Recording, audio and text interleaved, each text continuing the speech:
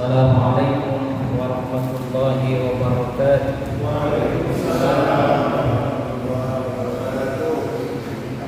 Alhamdulillahi rabbil alamin. Wa bihi nasta'inu ala umuri dunya waddin. Asyhadu an la ilaha illallah wahdahu la syarika lah. Al-malikul haqqul mubin. Wa asyhadu anna Muhammadan abduhu wa rasuluh. Shadiqul wa'dil amin.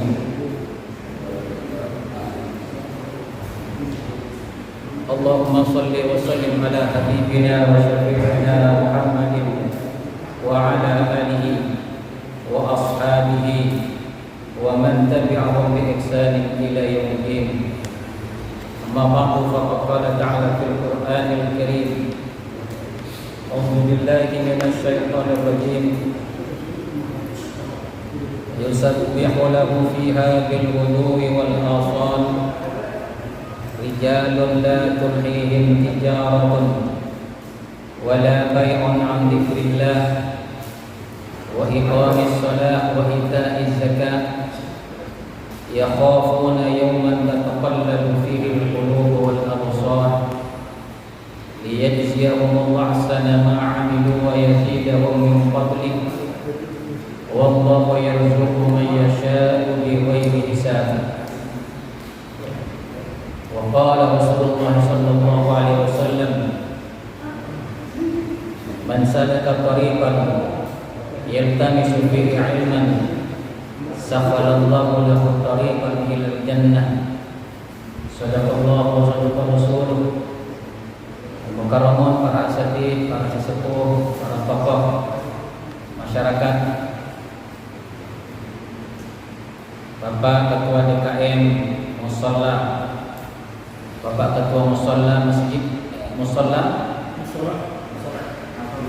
Alfiyah Al-Istiqomah, dan seluruh jamaah salat maghrib Musholla Alfiyah Al-Istiqomah yang semoga senantiasa mendapatkan barokah, mendapatkan pengampunan, mendapatkan perlindungan dan penjagaan serta rahmat dan ridho Allah Subhanahu wa taala. Alhamdulillah, pada malam hari ini kembali Allah pertemukan kita dalam majelis yang sangat-sangat dicintai Allah dan sangat disenangi oleh para malaikat, dan menjadi ketenangan serta kebahagiaan kepada orang-orang yang beriman. Mari kita luruskan niat kita, nawaitu ma nawa Rasulullah sallallahu alaihi wasallam, dan niatkan taklim kita ini sebagai taklim yang dibuat oleh baginda Rasulullah sallallahu alaihi wasallam.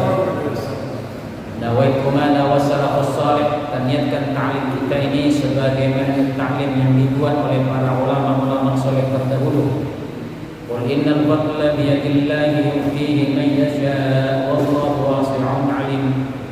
Yakhtassu bi rahmatihi man yasha' wallahu dzul fadlil 'azim.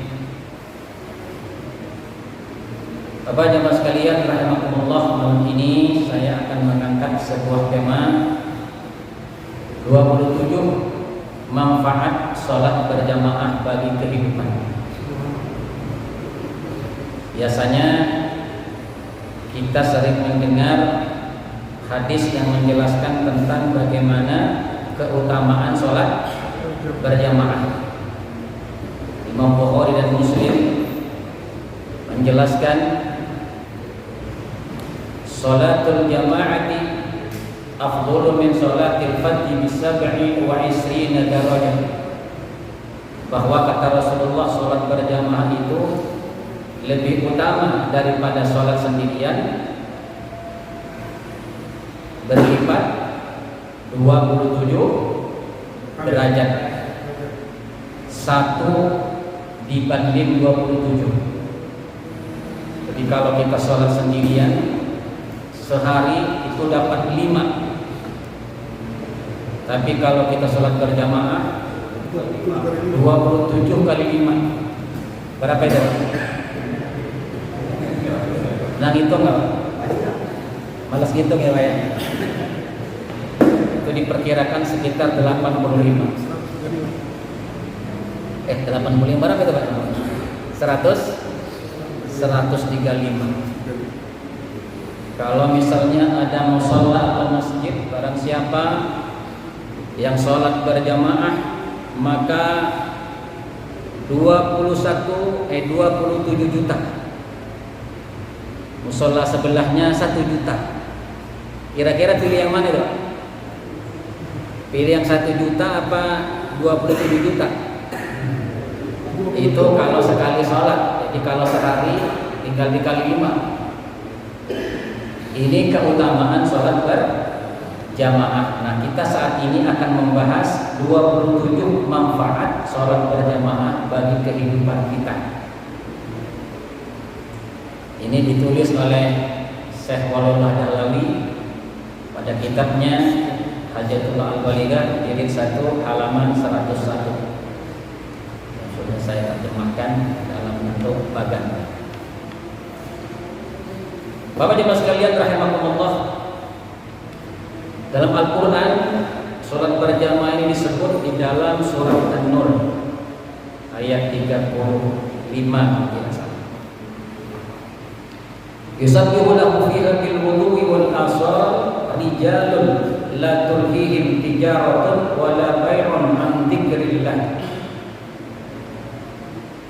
Bertasbih di dalam musholla itu, di dalam masjid itu, di pagi dan sore. Siapa?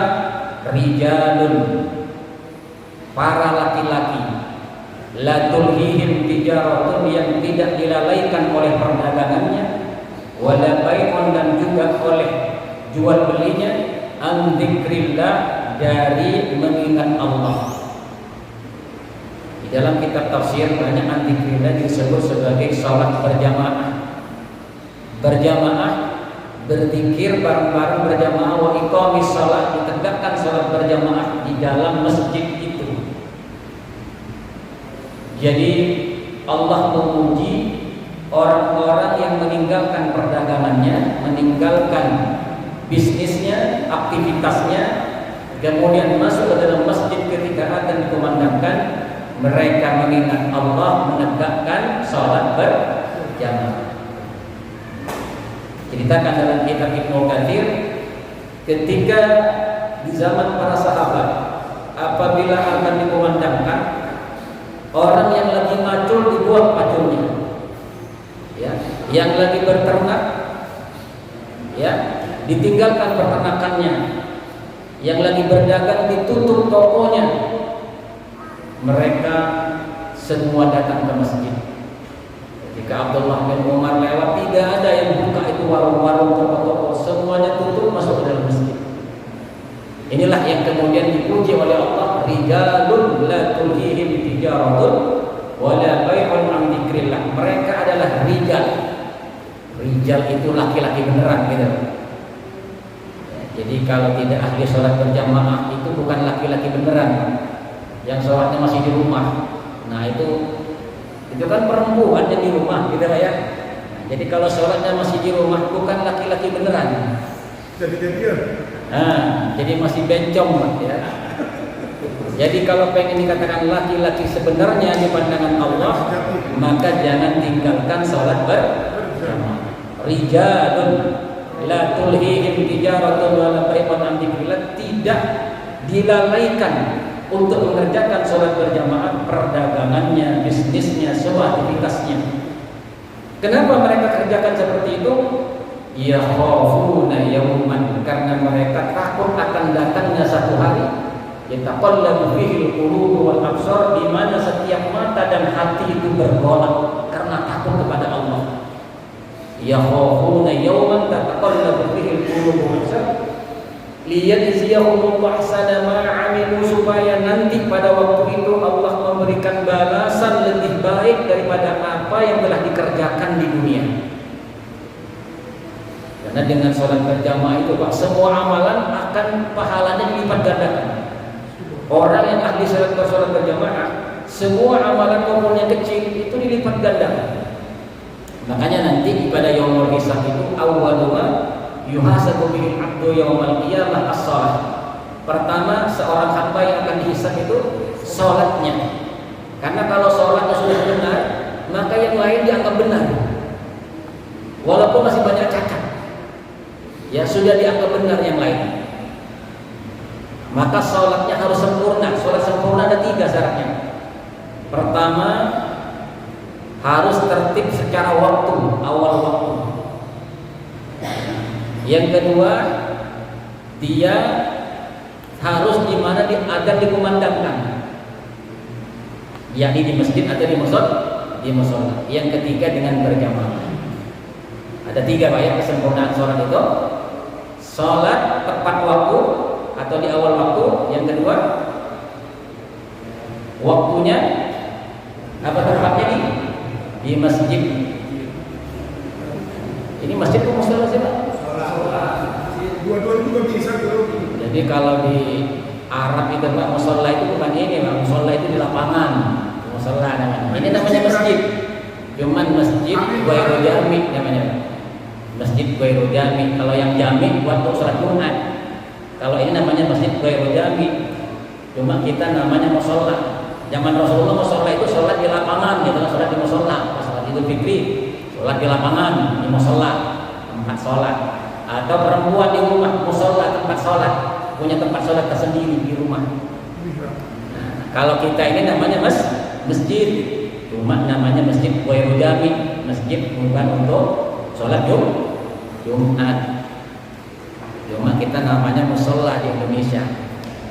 Inilah tempat kita melaksanakan sholat berjamaah. Maka keutamaannya bagaimana? Keutamaannya adalah kata Rasulullah, afdhalu min sholatil fardhi bi 27 darajah, lebih utama daripada sholat sendirian 27 derajat daripada sholat sendirian.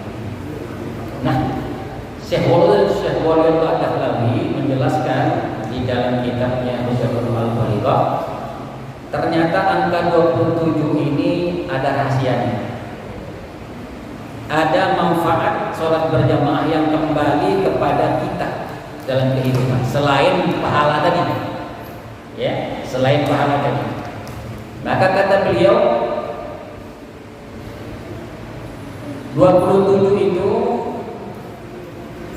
9 manfaat buat diri individu, 9 untuk umat, dan 9 untuk agama. Ya, kalau beliau menyebutnya di kitab itu salah satu fi thalathatin 3 kali 3 kali 3 3 kali 3 9 kali 3 27. Thalathatun fi thalathatin 27 ini dibagi 3. 9 bermanfaat buat diri pribadi, yang kedua bermanfaat buat masyarakat, umat, yang ketiga manfaat buat agama itu sendiri, kata beliau. Yang pertama, manfaat buat diri. 3 yang pertama, 3 kali 3, ya. 3 yang pertama, orang yang ahli sholat berjamaah, Allah sucikan jiwanya. Ya, tahdibiha, jiwanya akan disucikan oleh Allah. Suci dari dosa, suci dari sifat-sifat munafik, bahkan akibatnya nanti akan suci daripada api neraka. Katakan dalam sebuah hadis, barang siapa yang melaksanakan sholat berjamaah 40 hari berturut-turut tanpa ketinggalan takbir pertama imam, maka akan dibebaskan dari 2 perkara. Yang pertama, Allah akan bebaskan dari sifat munafik. Yang ketiga, Allah bebaskan dari api neraka. Inilah yang disebut dengan kebersihan diri, ya Pak ya, kebersihan diri. Kita hidup ini tidak ada basa-basi lagi, ya, tidak ada kebohongan lagi. Kenapa? Karena hatinya jadi teguh karena dilatih dalam sholat berjamaah. Hatinya bersih dan suci, bersih dari dosa, juga bersih dari bagaimana menjelek-jelekkan orang lain. Hatinya ini positif, ya, menjadi positif hatinya. Yang kedua, manfaat buat diri, kuatnya sifat diri manusia ini Pak, ada dua kekuatan. Kekuatan sifat malaikat, bawaan ruhnya, dan kekuatan sifat binatang bawaan badan kita. Lihat setiap hari Pak, kita ini ditarik, kadang ditarik ke sifat malaikat, kadang ditarik ke sifat binatang. Kadang kita pengen kepada maksiat, kadang kita pengen kepada kebaikan. Tarik menarik, ya kan? Ini habis maghrib ada ngaji, padahal di rumah ini ada misalnya sinetron bagus, kan tarik menarik nih. Kira-kira kuat sifat yang mana? Kalau sifat malaikatnya kuat, dia bertahan di masjid, di musola. Tapi kalau sifat binatangnya yang kuat, jebol, dia pulang sambil rebahan, ya, sambil makan, misalnya. Nah, maka orang yang ahli sholat berjamaah ini Allah berikan kekuatan sifat malaikatnya. Kenapa? Karena setiap hari 5 kali dilatih, ya, ditarik ke sifat binatangnya terus ditarik ke sifat malaikatnya. Kita mau lagi duhur ditarik lagi oleh sifat binatangnya, terus bertahan ikut sifat malaikatnya. 5 hari 5 kali sehari tarikan keburukan, tarikan sifat binatang itu dikalahkan, sehingga otot sifat malaikatnya lebih kuat daripada otot sifat kebinatangannya.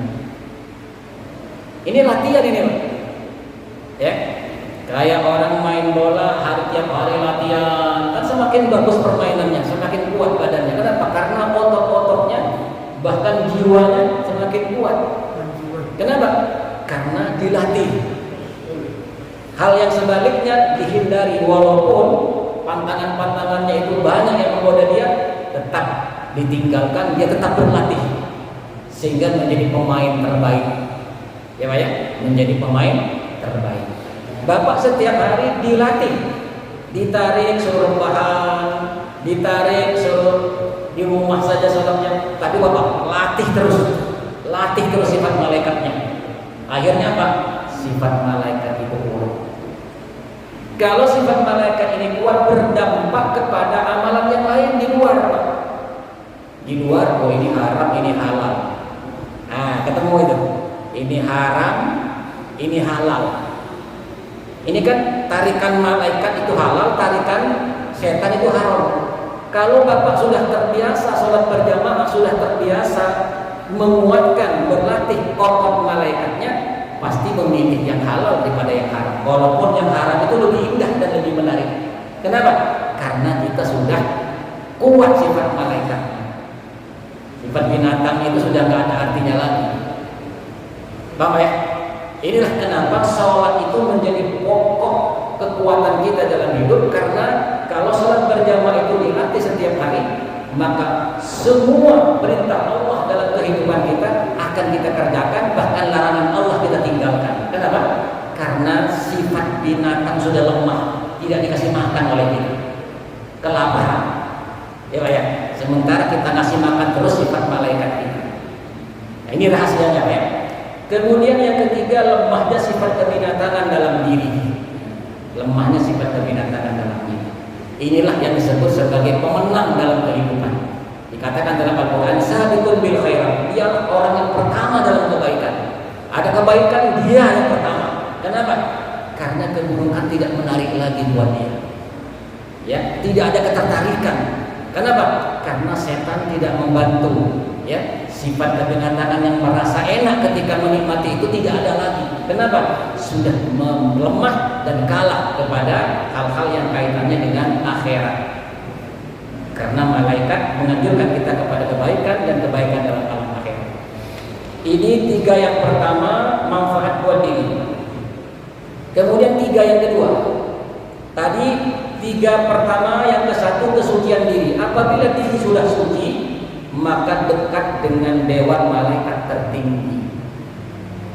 Ya, malaikat itu Pak seperti kehidupan di dunia. Jadi ada presiden, ada perdana menteri, kemudian ada menteri-menteri, ya, ada gubernur, ada wali kota, bupati, camat, wali kota, bupati, camat, sampai ke bawah. Nah, Maka ada istilah namanya malaikatul muqarrabun. Ada malaikat terdekat. Dalam ayat yang lain dikatakan malaul a'la, malaikat tertinggi yang dipimpin oleh malaikat Jibril, Mikail, Israfil, Israil dan malaikat-malaikat yang 10 itu termasuk malaikat dekat dengan Allah, paling dekat, malaikat tertinggi. Begitu juga malaikat Rabbul Arasy, begitu malaikat Qarabiyun, itu namanya malaikat-malaikat muqarrabun. Nah, orang yang ahli sholat berjamaah ini dia dekat dengan malaikat tertinggi itu, malaikat pusat. Dia kengani pusat kalau kata pusat. Nah, jadi dia digengking oleh malaikat pusat. Kenapa? Karena satu frekuensi, dirinya udah suci, sifat malaikatnya kuat, sifat binatangnya hilang, maka frekuensinya sama dengan malaikat pemancar. Malaikat pemancar itu malaikat tertinggi. Ya, sering saya katakan di sini, malaikat tertinggi itu setiap hari bermusyawarah. Dalam kitab Hujatul Aqwali dikatakan 3 tempat dia bermusyawarah, di Malakul A'la, di Rafiqul A'la, di Rafiqul A'la tempatnya. Apa yang dimusyawarahkan? Yang dimusyawarahkan oleh malaikat tertinggi itu bagaimana manusia di dunia ini semuanya mendapatkan hidayah, masuk surga, tak satu pun masuk neraka. Artinya apa? Para malaikat pun telah berusaha bagaimana hidayah ini tercurah-curah di muka bumi ini. Supaya apa? Supaya tak satu pun umat Muhammad ini yang berada di neraka. Itu difikirkan, dimusyawarahkan oleh malaikat setiap hari. Jadi pancaran hidayah itu sudah dipancarkan dari langit. Cuma masalahnya, gitu kan? Di kita ini ada nggak channel yang bisa menerima pancaran itu? Contoh televisi, ya Pak ya, dipancarkan terus nggak setiap hari pemancarnya? Nah, kira-kira Bapak di rumah nyetel televisi itu, kalau nggak nyetel ya nggak nyambung. Misalnya RCTI, kalau RCTI setel ya berarti pemancar RCTI yang sehari-hari sudah ada sinyalnya di situ ketangkep. Tapi kalau kita nggak buka channelnya ya nggak ketangkep. Kan begitu? Nah, hidayah itu langsung dipancarkan setiap saat, setiap hari dari langit paling tinggi oleh para malaikat atas izin Allah. Cuma persoalannya tidak semua bisa menerima. Kalau di dalam kitab itu, Pak, sekarang kitab itu Hujatul Aqwali itu 350 tahun yang lalu, belum ada televisi. Ya, dicontohkan di sana seperti sinar matahari. Sinar matahari itu dipancarkan terus tiap hari. Ya, Pak ya. Cuma yang bisa memantulkan cahayanya itu tidak semua yang di bumi. Paling cuma ada yang bening kaca atau mungkin air yang bening, itu yang bisa memantulkan cahayanya. Adapun daratan yang tidak bening, ya kan, tidak bisa memantulkan. Nah, jadi walaupun cahayanya sudah menebar seluruh alam, tapi tidak semua alam itu bisa memantulkan cahayanya. Tergantung kebeningannya.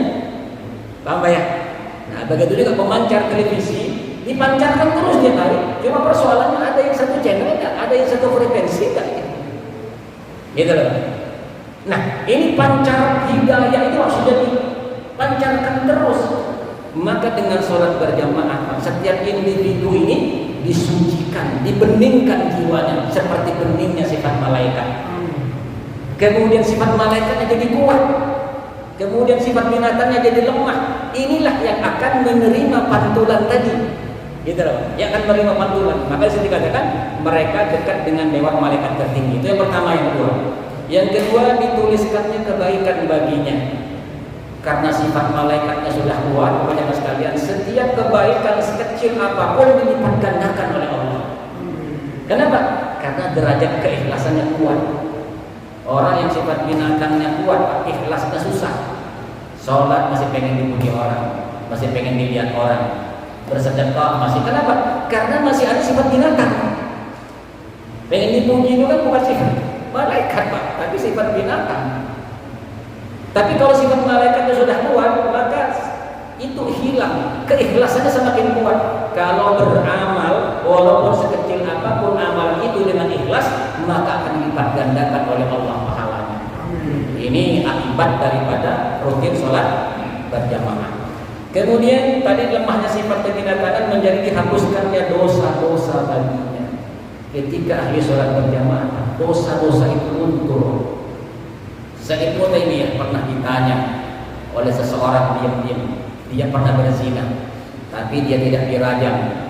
Dia ngaku di hadapan Ibnu Taimiyah, wahai Syekh Ibnu Taimiyah, saya pernah berzina. Bagaimana cara menghapuskan dosa-dosa saya ini? Maka kata beliau, wahai seseorang, wahai fulan, kerjakan sholat berjamaah dari sekarang sampai meninggal dunia. Sampai akhir hayat kamu jangan meninggalkan 5 waktu sholat berjamaah.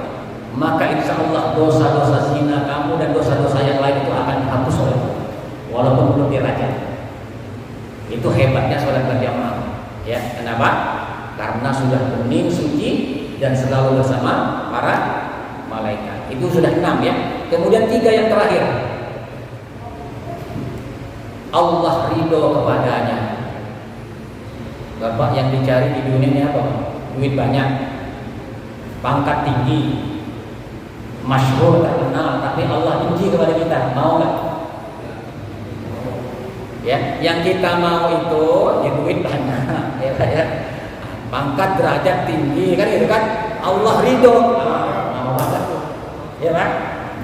Di dunia enak, di akhirat juga enak. Nah, kalau seandainya nggak dapat seperti itu, ya minimal Allah ridho, paling nggak enaknya cuma sebentar di dunia, tapi di akhiratnya selama-lamanya akan di surga Allah Subhanahu wa Ta'ala. Yang kedua, malaikat selalu mendoakannya. Tidak hanya malaikat itu sama frekuensinya, tapi selalu mendoakan orang-orang yang ahli sholat berjamaah, termasuk yang disebut dengan malaikat pemanggul aras. Malaikat pemanggul aras itu untuk sekarang itu ada 4. Nanti setelah hari kiamat ditambah jadi 4, jadi 8. Ya, aras Allah itu dipanggul dari arah itu sampai di bumi yang paling rendah, yang paling dalam. Nah, mereka pemanggul aras itu berdoa setiap hari. Rabbana wasi'ta kulla syai'ir rahmatan wa ilma. Ya Allah, rahmat dan ilmu, pengetahuan meliputi segala sesuatu. Faghfir lil ladzina tabu wattaba'u sabilak wa qihim adzabal jahim. Ya Allah, ampunilah orang-orang yang kembali kepadamu, yang mau bertobat kepadamu dan mengikuti jalan-jalanmu, dan hindarkan mereka dari siksa yang pedih. Rabbana wa'khirhum al-jannah, masukkan mereka ke dalam surga. Ya, kemudian wa dzurriyyatihim wa azwajihim, anak-anak mereka, istri-istri mereka. Wa qihimus sayyi'at, jauhkan mereka dari segala keburukan di dunia ini. Wa man taqis sayyi'ata faqad rahimta, barang siapa yang dijauhkan dari segala kesulitan dan keburukan di dunia ini, sungguh mereka sudah mendapatkan kasih sayang-Mu. Itu setiap hari malaikat pemanggul aras berdoa seperti itu. Orang yang ahli sholat berjamaah tersambung dengan doa ini, termasuk doa malaikat-malaikat yang lain. Nah ini. Kemudian yang terakhir, setan lari dari dirinya. Setan lari. Kalau kita tahu Umar bin Khattab itu nggak berani setan. Ketika Umar bin Khattab lewat satu jalan, papasan dengan setan, setan nyari jalan yang lain. Nggak berani. Ya, salipan dengan Umar bin Khattab nggak berani. Takut. Nah, orang ahli sholat berjamaah itu Pak, kayak Umar bin Khattab, kalau ada setan, lari setan Pak, cari tempat lain. Hebatnya itu. Nah, makanya jangan macam-macam dengan orang ahli sholat jamaah, ya Pak. Dia paling kuat. Kenapa? Karena sifat malaikatnya kuat, sifat binatangnya lemah, setan pun tidak bisa mengelabuinya. Karena setan itu Pak sudah berjanji kepada Allah, la'attahidanna min ibadika nasiban mafruḍa, ya Allah, akan aku ambil bagian di dalam hamba-hambamu itu untukku. Jadi buat kita nih Pak, ada bagian untuk setan yang akan terus diambil oleh Allah. Bapak ini selalu diincar oleh setan, karena ada bagian setan di situ. Apa? Nafsu, sifat binatang tadi. Nah, kalau sifat binatang tadi sudah lemah, setan loyo, nggak mungkin bisa masuk ke kita. Maling Pak masuk ke rumah kita kan kalau ada harta di dalamnya. Dia dengar habis ngambil duit di bank 300 juta. Kira-kira ramai nggak tuh hanya ngincer itu Pak? Nah, begitu juga setan, Pak. Ini kok banyak sifat binatang nih di dalam nih. Ya udah, di mana-mana setan nyampe ke dia. Kenapa? Karena setan ngincar kepada apa yang diingini. Tapi kalau sifat malaikatnya sudah tipis, sudah hilang, sifat malaikatnya kuat, ngepel setan, Pak. Ya kan? Ngepel setan. Inilah 9 keutamaan orang yang ahli sholat berjamaah untuk diri individu. Kemudian yang kedua, manfaat buat umat. Kalau tadi kan perorangan, sekarang apa manfaat buat masyarakat secara keseluruhan? Pertama, tersebarnya sunnah di tengah mereka. Sudah Isa? Pertama, tersebarnya sunnah di tengah mereka. Bayangkan, sunnah terbesar namanya sunnah al-huda, itu sholat berjamaah 5 waktu. Itu sunnah yang tak pernah ditinggalkan oleh baginda Nabi Muhammad sallallahu alaihi wasallam. Di zaman sahabat, ketika mereka sakit mau dipapah, ya, dipapah, ditegakkan, disop, minta disop pertama lagi, sakit-sakit. Kenapa? Karena mereka tidak terbiasa meninggalkan sholat berjamaah. Itu di zaman sahabat. Ya, bayang. Kenapa? Sunnah tersebar, ya, termasuk sunnah-sunnah yang lain. Kemudian yang kedua, umat berlomba-lomba dalam sunnah dan mulia dengan sunnah. Kemuliaan di dalam masyarakat itu sunnah, bukan kemuliaan harta. Yang punya harta dihormati, yang miskin kere nggak dihormati. Itu bukan cara sunnah. Ya, para sahabat itu hidup dalam sunnah. Ya, orang-orang yang kaya dihormati bukan karena kekayaannya, tapi karena mujahadahnya, karena terdepan jihadnya, karena terdepan pengorbanannya. Walaupun dia orang susah dihormati. Itu namanya hidup dalam sunnah. Bahkan orang yang kaya hidup di tempat yang seperti itu, dia ketakutan. Ya kan? Orang paling kaya, orang kaya itu ketakutan. Takut apa? Gimana hisab saya nanti di akhirat? Ya, Pak, ya? Bagaimana nanti keadaan saya? Takut, Pak. Enggak bangga dengan harta kekayaannya. Lihat Khadijah yang katanya jadi konglomerat terkaya. Begitu meninggal dunia, mana hartanya? Mana hartanya? Karena dia ketar-ketir, habis semua. Utsman bin Affan, Abdurrahman bin Auf, semua diwakafkan hartanya. Utsman bin Affan sampai sekarang ada di Mekah itu hartanya. Kenapa? Karena dia tidak mau sebelum meninggal hartanya masih numpuk. Itu namanya orang hidup di dalam dunia. Yang dibanggakan itu bukan dia pengen kaya, bukan pengen dihormati, tapi pengen ridhonya Allah. Kalau harta banyak, bagaimana dengan harta yang bisa dapat ridho? Kalau pangkatnya tinggi, bagaimana dengan pangkat yang bisa dapat ridho? Bukan dapat pujian orang. Itu namanya hidup dalam sunnah. Nah, kalau kita sudah ahli sholat berjamaah, ya, di kampung-kampung, itu yang akan muncul dalam kehidupan. Sebagaimana kehidupan para sahabat. Kemudian yang ketiga, mereka bersatu di atas sunnah. Ya, mereka bersatu di atas sunnah. Artinya apa? Hidupnya semuanya mencontoh cara baginda Nabi Muhammad SAW. Kemudian 3 berikutnya, terjadi harmonisasi di kampung dan kota-kota mereka. Terjadi harmonisasi, ya, tidak ada semuanya saling membantu, saling tolong-menolong, saling menyayangi. Asyidda wal kufar, ruhama bainahum. Tegas kepada orang kafir, saling kasih sayang sesamanya. Itu namanya hidup di dalam keharmonisan. Kemudian yang berikutnya, turunnya keberkahan dalam kehidupan mereka. Walau anna ahlal qura amanu wa taqaw la fatahna 'alaihim barakatin minas sama'i wal ardh. Kalau penduduk satu negeri itu sudah beriman dan bertakwa, setan sudah jauh darinya, ya kan? Malaikat sudah kuat di dalam dirinya, pasti dia bertakwa dan keberkahan turun dari langit dan bumi. Ini janji Allah. Ya, ini janji Allah. Ini 6. Kemudian 3 berikutnya untuk umat, Allah selalu ridho kepada mereka. Kalau bukan hanya individu kan, secara keseluruhan Allah ridho.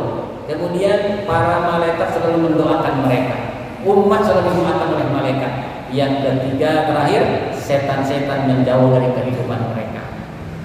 Bukan pribadi lagi, umat itu sudah jauh dari setan-setan. Kira-kira kalau macam begini, ada musuh menang nggak kalau perang? Subhanallah. Ya, ini kekuatan sholat berjamaah, ya. Kemudian ini tadi sudah 9 untuk umat. Kemudian 9 lagi untuk agama. 3 pertama, agama Islam selalu dalam keadaan hidup dan segar. Kalau di kampung itu masjidnya makmur, sholat berjamaahnya, di kampung itu terlihat segar. Segar. Wah, enak hidup di situ, kayak tenang. Kalau Bapak pernah datang ke Temboro sana Jawa Timur, nikmat banget. Kenapa? Karena sunnah itu hidup, kayak di Madinah rasanya, segar rasanya. Nah, kalau umat sudah seperti itu gimana? Ya kan? Kemudian yang kedua, Islam tidak dicampuri penyimpangan. Kenapa? Umat sudah datang ke masjid, ketemu dengan ulamanya, diajarin di sana mana yang benar, mana yang sesat. Jadi mereka tidak gampang lagi menyimpang dalam kehidupan. Ya, tidak ditaskin lagi oleh Az-Zaitun misalnya, tidak ditaskin lagi oleh yang lain-lain. Kenapa? Karena mereka sudah semuanya ke masjid dan ketemu dengan ulamanya di sana. Maka penyimpangan akan berkurang. Nah, kemudian ajaran Islam tidak diremehkan lagi. Ajaran Islam itu benar-benar diagungkan. Ya, mulai dari yang kecil, masuk masjid doanya begini, keluar masjid doanya begini, mau tidur doanya begini, keluar mau bangun tidur. Sekecil itu pun tidak ditinggalkan. Kenapa? Rasulullah nggak pernah ninggalin itu. Contoh, Rasulullah nggak pernah ninggalin kalau mau tidur baca Fatihah, baca 3 qul, kemudian ditiup, kemudian langsung. Itu tidak pernah tinggalkan. Kalau Rasulullah sakit, nyuruh istrinya untuk dikerjakan. Kalau Bapak dikerjain tiap malam itu, dikerjain gitu, Pak. Itu namanya masih ngentengin, ya Pak ya.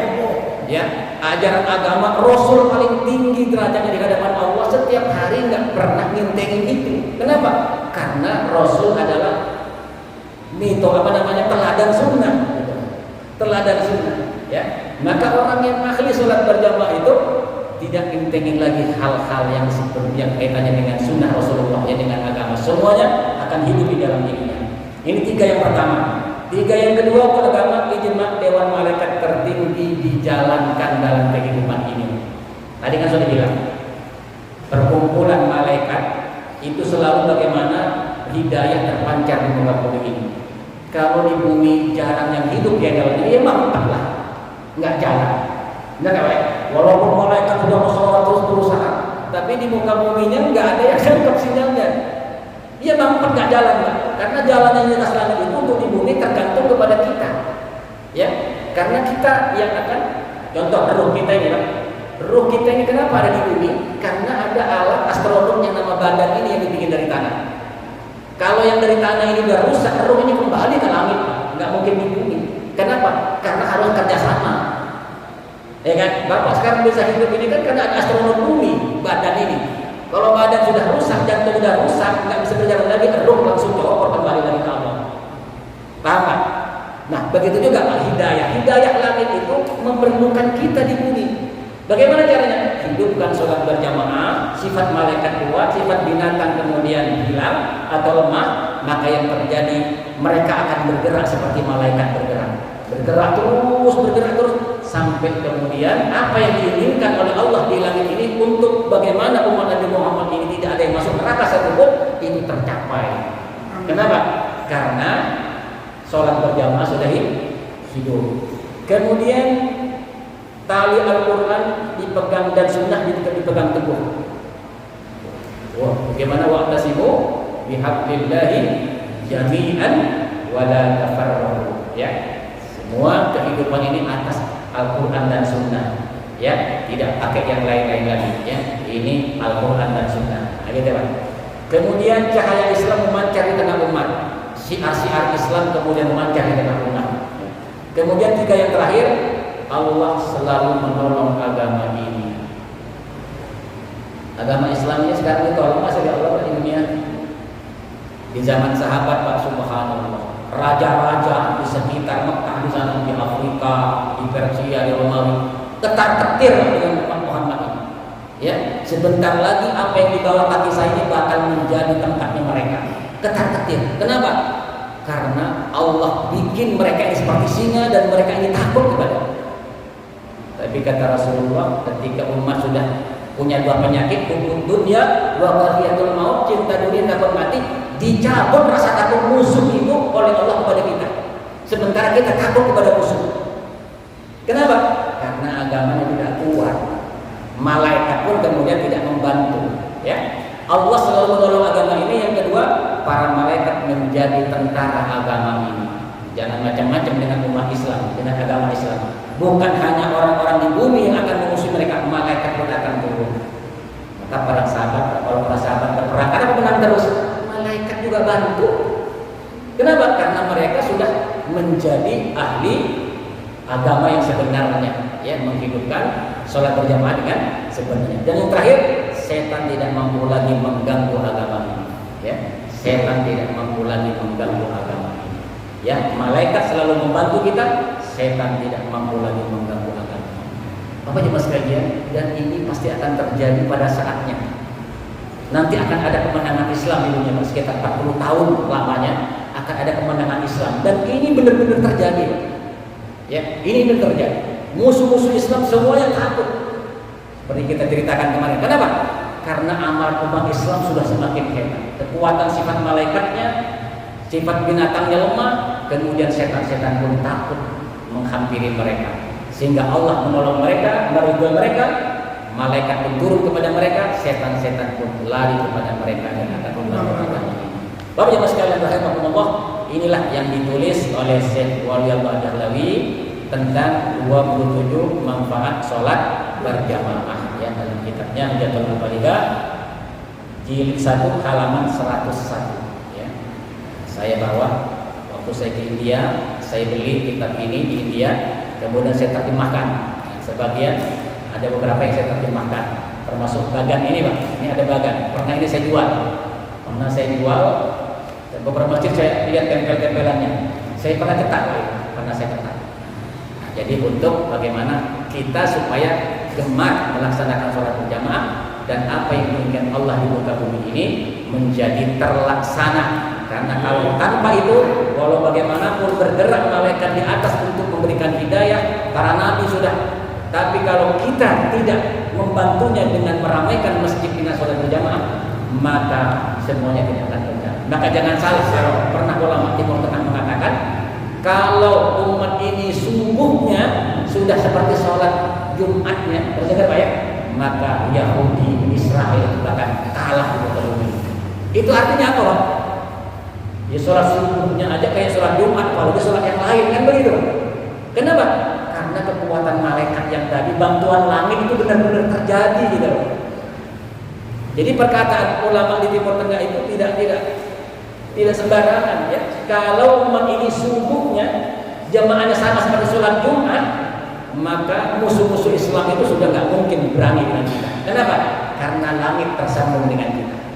Nah, kalau tidak, langit nggak tersambung. Jangan salahkan langit, Pak. Langit itu sudah berusaha, cuma kitanya yang tidak memberikan tempat.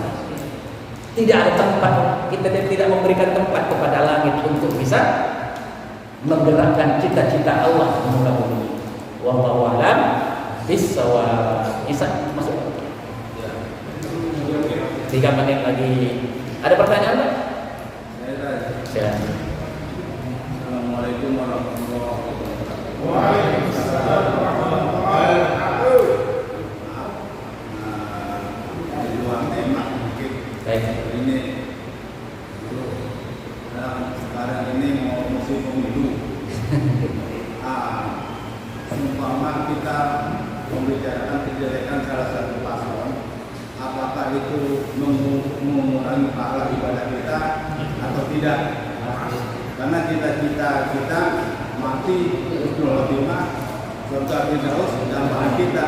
Terima kasih, Kak. Baik, Pak. Kalau orang itu ahli sholat berjamaah, ya, kembali tadi kan. Kalau orang itu sudah ahli sholat berjamaah, sering ketemu dengan ustaz seperti ini, cerita begini, kan sudah tahu Pak pastinya.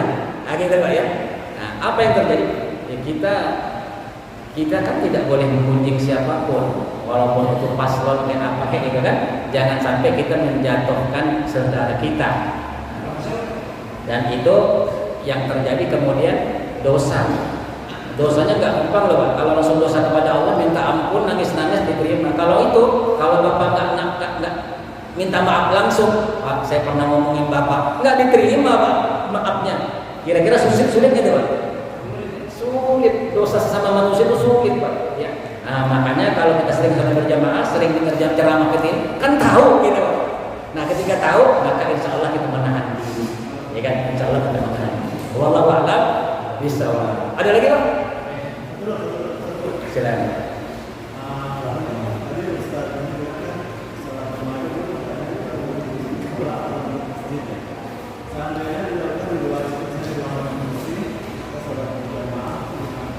Ya, itu ibarat pakem pertama, ya, rumus pertama seperti itu. Karena di dalam Islam itu tetap ada keluasan, ya. Contoh di dalam hadis dikatakan kalau kalian ada di sawah, gitu kan, jauh dari masjid, diantar di sawah itu. Kemudian supaya mereka pada kumpul, ya sholat di sawah itu bersama-sama. Nah itu ada hadisnya di Fadhil Amal ada itu, ya. Nah, jadi dimanapun kalau misalnya, contoh misalnya ketika rapat di kantor, di hotel jauh, ya sholat jamaah di situ aja. Ada di situ, sholat jamaah di situ. Anggap aja kan apa? Semua di dunia ini masjid bisa dijadikan masjid kecuali toilet, kan gitu kan? Nah, dan tempat itu tempat buang kotoran. Nah, semuanya itu bisa jadi masjid. Inilah termasuk keutamaan umat Muhammad Sallallahu Alaihi Wasallam. Ada lagi Pak? Cukup Pak ya? Cukup Pak ya. Mudah-mudahan ada manfaatnya. Mari kita tutup dengan kafarat majelis. Subhanallahumma wa bihamdika asyhadu an la ilaha illa anta astaghfiruka wa atubu ilaik. Billahi taufiq wal hidayah. Assalamualaikum warahmatullahi wabarakatuh.